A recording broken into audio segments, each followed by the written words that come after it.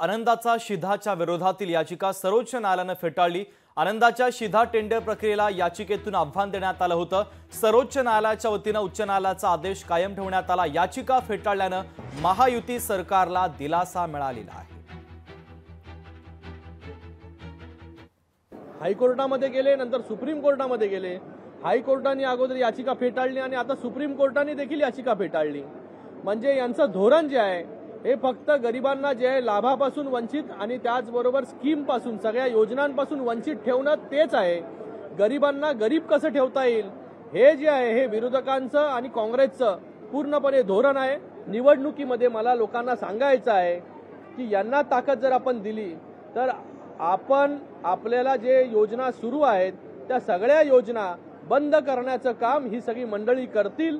तर आपण सगळ्यांनी जे आहे सावध राहावं एवढंच मी आपल्याला सांगू इच्छितो।